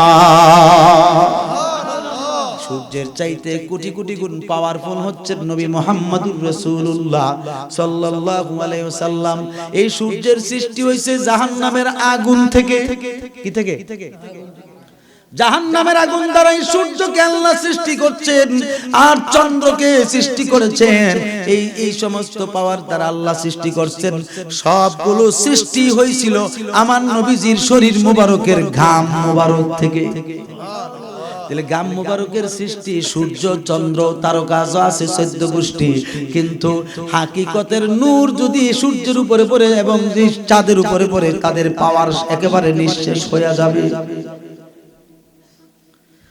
হুজুর সাল্লাল্লাহু আলাইহি সাল্লাম জিবরাইল আমিনকে বলছে, হে জিবরাইল, তাইলে তুমি বুরাক নিয়ে এখানে থাকো, আমি নবী একা যাব।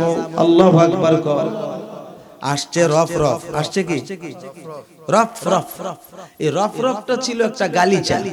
ওই যে আমরা মধ্যে অনেকে নামাজ পড়ার জন্য ছোট গালিচা আছে না, ছোট ছোট গালিচা, একজনে যাতে দাঁড়াইতে পারে এরকম গালিচা আসছে আল্লাহর পক্ষ থেকে, বলেন সুবহানাল্লাহ। তখন আল্লাহ পাক ইলহাম দিলেন, হাবিব আপনার জন্য রফ রফ বাহন পাঠাইছি, মেহেরবানি করে উঠেন। পড়েন না সুবহানাল্লাহ। নবীজি উঠলেন, উঠছেন পরে সুন্দর করে উপরের দিকে যাচ্ছেন। বোরাকের গতির তো কোনো সীমানা ছিল না, এর চাইতে বেশি গতি এই রফ রফ। যাইতে যাইতে যাইতে যাইতে 70,000 নূরের পর্দার প্রথম পর্দার কাছে গেছে। প্রথম পর্দার কাছে যাওয়ার পরে নবীজি প্রথম পর্দা ঢুকবেন, এটার ব্যাখ্যা মুফাসসিরিন লিখতেছেন একটা পর্দা থেকে আরেকটা পর্দার দূরত্ব 2 লক্ষ বছরের রাস্তা। এত এত এত বিরাট আকার। এইভাবে নবীজি অতিক্রম করতে করতে 70,000 নূরের পর্দা অতিক্রম করছেন।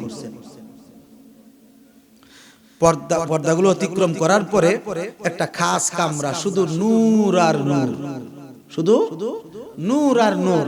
নবীজি অনুভব করতেছেন নবীজির শরীর মুবারকে একটু গরম গরম অনুভব হচ্ছে।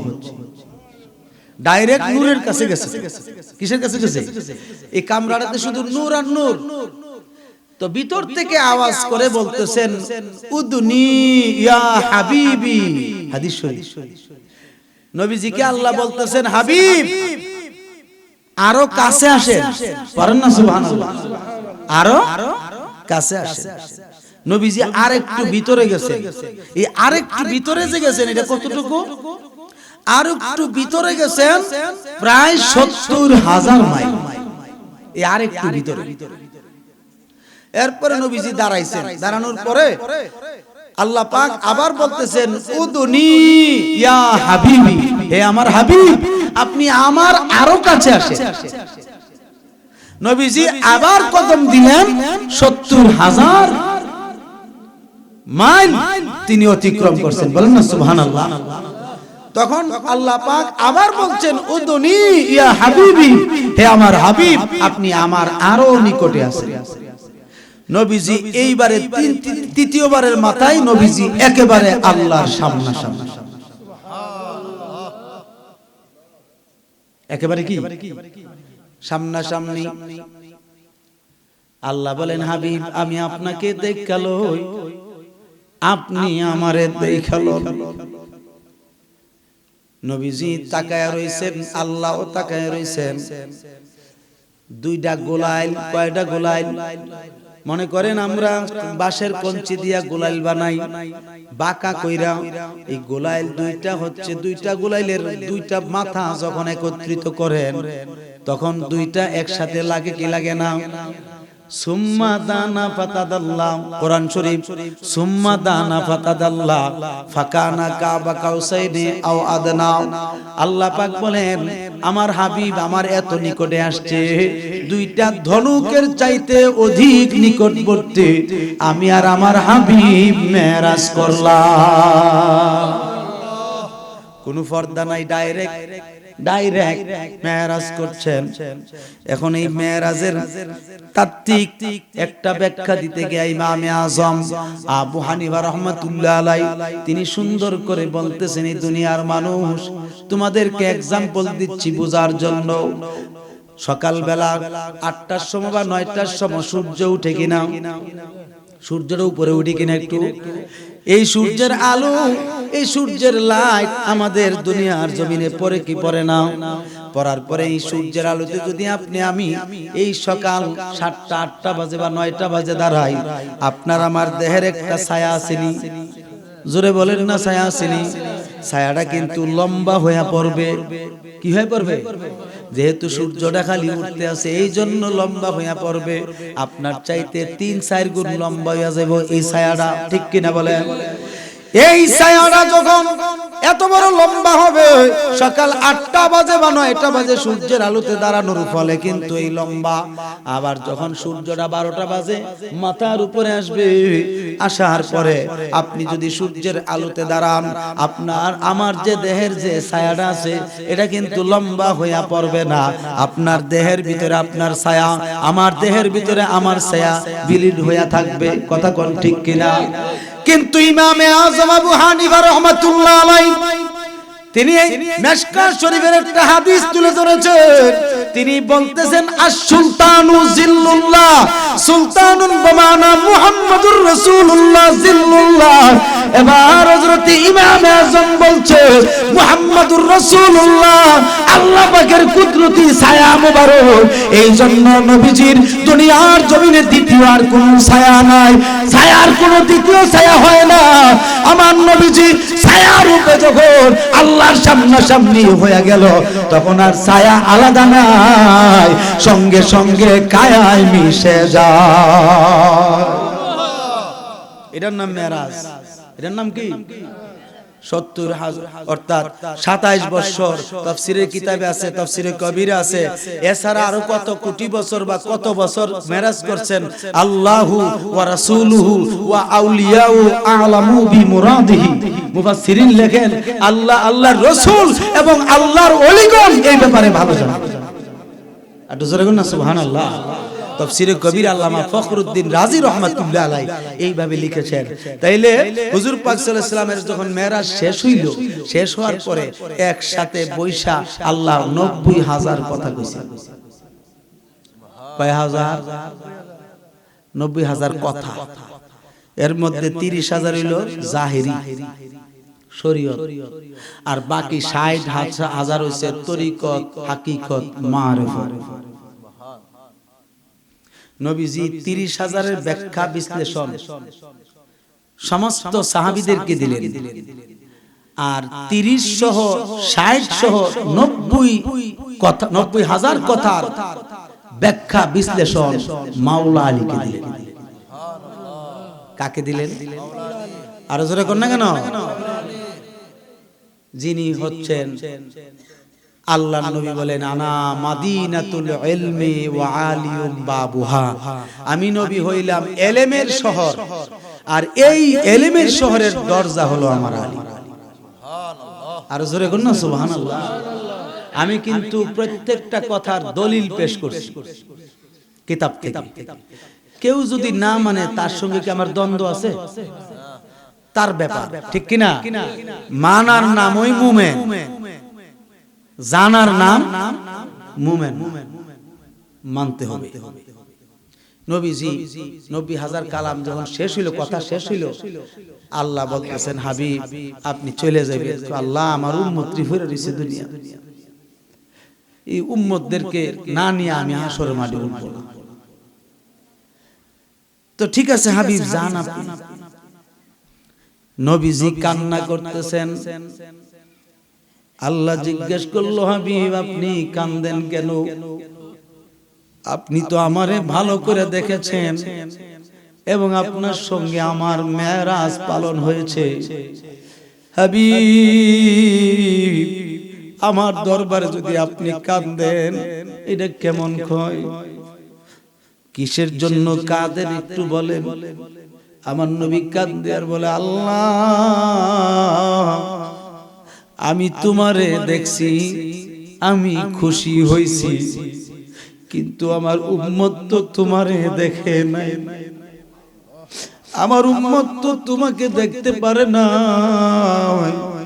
এই জন্য আমি নবী কান্না করছি, কারণ আমি আমার উম্মতের বেশি ভালোবাসি। আমার নবীজি কান্দে আর এই কথাগুলো বলছেন। আমার আল্লাহ ডাক দিয়ে বলে হাবিব ওয়াজাদাকা দাল্লান ফাহাদা। ওগো আমার হাবিব আমি জানি আপনি উম্মতের জন্য হয়রান পেরেশান, এই জন্য আমার দিকে আপনাকে সুস্বাগতম জানিয়েছি। দোস্ত গো, চিন্তা করেন না, আপনার উম্মতে আমাকে দৈনিক 50 বার দেখবে। কয়বার? 50 বার দেখবে। জিজ্ঞেস করলো আল্লাহ এটা কিভাবে দেখবে? আমার উম্মত আপনাকে কিভাবে দৈনিক 50 বার দেখবে? এবার আল্লাহ বলেন, হাবিব আপনি তো আয়েশা আমার সঙ্গে একবার দেখা করছেন, আর আপনার উম্মতের সঙ্গে আমি আল্লাহ নিজে গিয়া দেখা করব। 50 বার দেখা করবো আমি, এরপরে তো দেখতে পারবে। বলতেছে আল্লাহ এটা কিভাবে, কর্মটা কি? বলতেছে হাবিব এটা হচ্ছে 50 ওয়াক্ত নামাজ। 50 ওয়াক্ত নামাজ আপনার উম্মত যখন পড়বে 50 বার নিজে গিয়ে দেখা করব। নবীজি অনেক খুশি হইলেন, খুশি হয়ে আল্লাহর প্রশংসা করলেন, আলহামদুলিল্লাহ। বলেন না সুবহানাল্লাহ। এরপরে বলতেছেন আল্লাহ আমার উম্মতের জন্য আর কিছু দেন না। বলতেছে জান জান হাবিব পুরা 1 বছর রোজা ফরজ করে দিলাম। কয় বছর? 1 বছরে কয় মাস? আমার নবী কো খাইছে 1 বছর রোজা, তার মানে 1 বছরই উপাস থাকবে আমার উম্মত। না রাতের বেলা শুধু খাইব, দিনের বেলা উপবাস থাকবো। আল্লাহ 1 বছর যদি পুরা বছর যদি আমার উম্মত রোজা রাখে, এটা তো বাস্তবই না। আল্লাহ আপনি কমাই দেন। কতদূর কমাইলে আপনি খুশি হবেন আপনি নিজেই নির্ধারণ করেন। আমার নই না 30 দিন 1 মাস রোজা রাখবে। সুবহানাল্লাহ কোন নাকি লিগা? আল্লাহ বলেন কাবিলতু ইয়া হাবিব, হে আমার হাবিব আপনার দরখাস্ত আমি গ্রহণ করব। 1 মাস। এখন আমরা রোজা রাখি কয় মাস? মাগ নাই পড়ছে রোজার হুকুম নাকি মাগ নাইছে? আর 1 বছরই রাখুন লাগবে, কথা ঠিক নেই। এবার আমার নবীজি খুশি হয়ে বলছে আল্লাহ আমি চলে যাই। আল্লাহর কাছ থেকে বিদায় নিয়ে আস্তে আস্তে আস্তে আস্তে যখন সিদরাতুল মুনতাহা পার হইয়া অগণিত আলম পার হইয়া যখন আবার মুসা আলাইহিস সালামে যে 6ষ্ঠ আসমানে আছে বলে গেছিল দেখা করার লাগা, মুসা আলাইহিস সালামের এখানে আসছে পরে নবীজির জন্য এভাবে হাত বাড়ায় দাঁড়ায় রইছে। বলেন না সুবহানাল্লাহ। হুজুর দাঁড়ায় রইছে অপেক্ষায়। বলতেছে হুজুর আপনাকে একটু ভালো করে দেখে মুসা আলাইহিস সালাম এক দৃষ্টিতে নবীজির দিকে তাকান। এই তাকানোটা 50 বছরের উপরে চলে গেছে। নাকি সাধারণ কথা? হুজুর সাল্লাল্লাহু আলাইহি সাল্লাম বলছে এই মুসা কি ব্যাপার? কো হুজুর আমার আজকে খুব আনন্দ। কো কেন? আমি দুনিয়ার জমিনে আল্লাহকে দেখতে চাইছিলাম, আল্লাহ দেখা দিয়েছে, কিন্তু আজকে আমি আপনার মাধ্যমে আমি আমার আল্লাহকে দেখছি। আমি আপনাকে আপনার মাধ্যমে আমি আমার আল্লাহকে আমার রবকে আমি দেখছি। পড়েন না সুবহানাল্লাহ। এখন মুসা নবীর দৃষ্টি আমার দৃষ্টি আপনার দৃষ্টি কি এক দৃষ্টি? হ্যাঁ নবীজি বলেন মুসা জলজন্ত আমি তোমার সামনে দাঁড়ানো, আল্লাহ দেখলা কিভাবে? এবার মুসা আলাইহিস সালাম বলেন ইয়া রাসূলুল্লাহ আপনি তো আল্লাহকে সরাসরি দেখছেন, সুতরাং যদি দুনিয়ার জমিনে কোনো মানুষ কোনো পয়গম্বর যদি আল্লাহকে নাও দেখে থাকে, আপনাকে দেখা মাত্রই আল্লাহ দেখা হইয়া যাবে। এই জন্য নবীজি বলছেন মান রাআনি ফাকাদ রাআল হাক্কা। নবীজি বলছেন যে আমাকে দেখছে সে যেন আল্লাহ দেখেছে। ওয়া মান ওয়াজাদানি ফাকাদ ওয়াজাদাল্লাহ, যেই ব্যক্তি আমাকে পেয়েছে নিঃসন্দেহে সে আল্লাহ পেয়েছে। সুবহানাল্লাহ বলেন না। তাহলে বোঝা গেল নবী ছাড়া আল্লাহর কাছে যাওয়ার কোনো ব্যবস্থা নাই, আল্লাহকে দেখারও ব্যবস্থা নাই। নবীজি মাধ্যম হিসেবে লাগবো কি লাগবো না? জোরে বলেন না লাগবো কি লাগবো না? মুসা আলাইহিস সালাম খুব খুশি হইয়া আল্লাহ দেখার স্বাদ মিটাইছে, বলতেছে হুজুর উম্মতের জন্য আল্লাহ কি দিবেন? বলতেছে মুসা শুনে নাও, উম্মতের জন্য 50 ওয়াক্ত নামাজ দিছে, 1 মাস রোজা দিছে। বলতেছে 1 মাস রোজা রাখতে পারবো, বছরে 1 মাস কোনো সমস্যা নাই, কিন্তু দৈনিক যে 50 ওয়াক্ত নামাজ দিছে গো নবী, আমার উম্মত তো মানে একটা সেজদা দেওয়ার আদেশ শুধু হইছে, কই একটা সেজদা দেয় না। আপনার উম্মত 50 ওয়াক্ত নামাজ পড়বে কেমনে? তাহলে কি করো? হুজুর কমাই নিয়ে আই। কি কইতো? কমাইয়া নিয়ে আসে। তুমি কথাটা ঠিকই কইছো, আমার উম্মত তো কমজোর, বিভিন্ন জায়গায় চাকরি করব, বিভিন্ন জায়গায় গিয়ে সফর করব, কাজ কর্মে থাকবো, নামাজের কথা তো মনে থাকতো না। এমন উম্মত নামাজই পড়তো না, তাহলে তো আমার উম্মত জাহান্নামী হয়ে যাবে। না না না, নবীজি আবার গেছেন। সুবহানাল্লাহ বলবেন না? গিয়ে বলতেছে আল্লাহ আমি তো আবার আসছি। আপনি 12 বার এনে দিতে চাই। দোস্ত কি লিগাইছে? বলতেছে আল্লাহ 50 ওয়াক্ত নামাজ পড়তো না আমার উম্মত, এটা কমাই দেন। বিধান তো পরিবর্তনের নিয়ম নাই, আপনার জন্য তো এটা নিয়ম বলবৎ থাকবে। ঠিক আছে আমি পরিবর্তন করে দিচ্ছি, যান 5 ওয়াক্ত কমাই দিছি।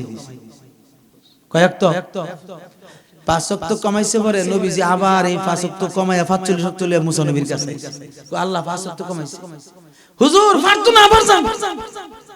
এইভাবে মুসা আলাইহিস সালামের কাছে নবীজি 9 বার আসছে। কয়বার? তো 9 বারে 5 ওয়াক্ত করে কমাইলে 5 নং 45 ওয়াক্ত কমাইছে। মুসা আলাইহিস সালাম আনন্দের সাথে বলছে হুজুর দেখতাম চাইতাম একবার দেখা লাইছি 9 বার। কি আনন্দ! অথচ এই দিক দিয়ে নবীজি উম্মতের জন্য একবারে শর্ট করে লাইছে 5 ওয়াক্ত। আল্লাহ বলেন হাবিব এই 5 ওয়াক্ত আপনার উম্মতরে কইন ফরজ। তো আল্লাহ এর ফজিলত কয় এই 5 ওয়াক্ত যদি আপনার উম্মতের মধ্যে ঈমানদার হইয়া মুমিন হইয়া পড়ে, পুরা 50 ওয়াক্ত নামাজের সওয়াব। তাহলে 5 ওয়াক্তের মধ্যে যদি আমি 50 ওয়াক্তের সওয়াব পাই, তো কমটা ভালো না আমার লাগিয়া? ভালোনি? ইডই ফরজ। এটা কি করতেছ না? হুজুর আলাইহিস সালাম আসছে, মেরাজ করে আসছে, আয়েশা সঙ্গে সঙ্গে আবু জাহিলের সঙ্গে সাক্ষাৎ। কার সঙ্গে? বালা মানুষটা যে আমার নবীরে জ্বালাইতো, ঠিক নি? এই আবু জাহিলের সঙ্গে সাক্ষাৎ সামনাসামনি। ভাতিজা, ও ভাতিজা তুমি রাত্রি বেলা কইতে আইছো? কো চাচা আমি আল্লাহর সঙ্গে মেরাজ করেছি। কোন জায়গায়?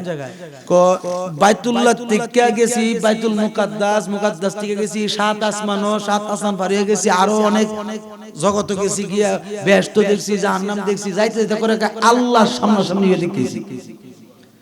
আর বুঝি কথা বলো না, আও জাদু করলে মানুষের এইভাবে করণ লাগে। তুমি কি কো আমারে? আমি আবু জাহেল আবুল হেকাম, তুমি কি কো? হ্যাঁ আমরা তুমি ধোঁকা দিতে পারবা? নাউজুবিল্লাহ কম না, এখন ঠিক আছে। তুমি দেখরে ঠাস মিথ্যা কথা বলছো, নাউজুবিল্লাহ কম। নবীজি মিথ্যা কথা কয়? হ্যাঁ আবু জাহেল বুঝাইছে। কই কিতা কিসের আল্লাহ কিসের কি তুমি বলো? উপরে গেছো আবার আয়ো পড়ছো, দেখি চারটি কাটি কথা। সাসা বিশ্বাস না করলে আর কি করা? নবীজি হুজরা শরীফে সুন্দর করে বসা। এই আবু জাহেল আটতে গেছে সিদ্দিক আকবরের বাড়ি, বলেন না সুবহানাল্লাহ। গিয়ে সে ডাকছে, কয়ো ওই আবু বকর উঠো উঠো উঠো, আমি আবু জাহেল আছি। আরে তুমি কি ব্যাপার? এই রাতে হে সময় বেশি না তো, এশার নামাজের পর তো, এশার নামাজের পর তো রাসূলুল্লাহ মেরাজ করছে। এই সময় বেশি টাইম না, মনে হয় 10টা 11টা এই টাইমের ভিতরে। কো তোমার বাতিজারি কি কো পাগলের মতো এমনি এমনি বলে গিয়েছে? কো আমার দয়াল নবী কইছে তো। বলে হ্যাঁ সত্য কইছে। সুবহানাল্লাহ। কি কইছে? সত্য। তুমিও শেষ পর্যন্ত আমার সঙ্গে এটা করলা। বলতেছে তুই উঠতে মিছা কথা কস, বসতে মিছা কথা কস, সকালে কস, দুপুরে কস, বিকালে কস, তোর সব সময় মিছা কথা কস। করে কেমনে? তুই কইছ আমার নবীজির ব্যাপারে আমার কাছে নবীজিকে দেখতে কুশ্রী বিশ্রী অগণিত লোকের সামনে তুই কইছ। এরপরে যখন আমি সামনাসামনি হইছি চাই দি পূর্ণিমার চাঁদ কেন সূর্যের চাইতে বেশি সুন্দর, তাহলে তুমি স্তূপ না? তুমিও শেষ পর্যন্ত হে দল হয়ে গেলা, হে দল কইতা আমি তো মুসলমান হইছি, তুই হেডা না তোমার তোমার হুজুর নবী সব কথা কইলে কি এটা মানানসই? আমার নবী যেটা কইছে এটা সত্য। এটা কি সত্য কথা কইছে, আমার নবী মিথ্যা কথা বলে না। বলেন না সুবহানাল্লাহ।